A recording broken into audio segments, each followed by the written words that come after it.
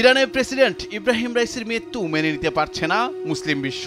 অনুসন্ধান চলছে আচমকা এমন হেলিকপ্টার দুর্ঘটনার পিছনে কি কারণ থাকতে পারে। তিনটি হেলিকপ্টারের মাঝে শুধু প্রেসিডেন্টের হেলিকপ্টারই কেন বিধ্বস্ত হতে হলো?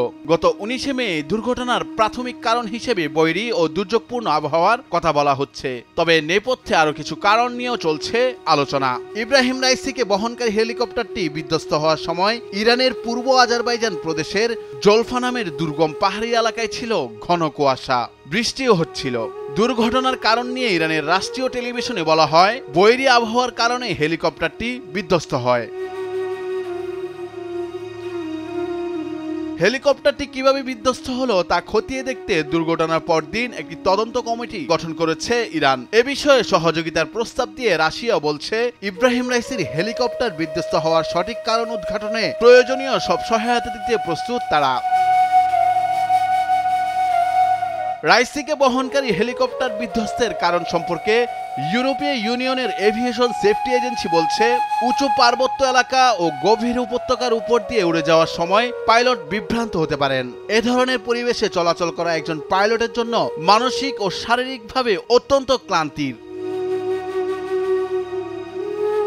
ইএএসএ আরো বলছে, গভীর উপত্যকায় বাতাসের গতি ও দিক আচমকা অপ্রত্যাশিতভাবে পাল্টে যেতে পারে।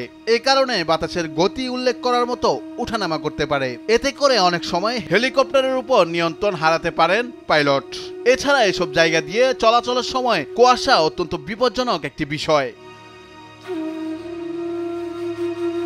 প্রেসিডেন্ট রাইসিকে বহনকারী ওই হেলিকপ্টারটি ছিল বেল 212 মডেলের।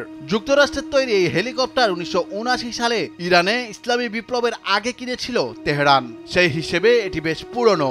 অনেক পুরনো মডেলের হওয়াকেও অন্যতম কারণ বলেও মনে করছেন বিশেষজ্ঞদের কেউ কেউ। 1968 সালে আমেরিকার তৈরি বেল 212 হেলিকপ্টার বাজারজাত শুরু হয়। গত শতকের 70-এর দশকে ইরান এই মডেলের অনেকগুলো হেলিকপ্টার কেনে। সেই সময় ইরানের শাসন ক্ষমতায় ছিলেন মোহাম্মদ রেজা পাহলভি, যিনি যুক্তরাষ্ট্রের ঘনিষ্ঠ মিত্র হিসেবে পরিচিত ছিলেন।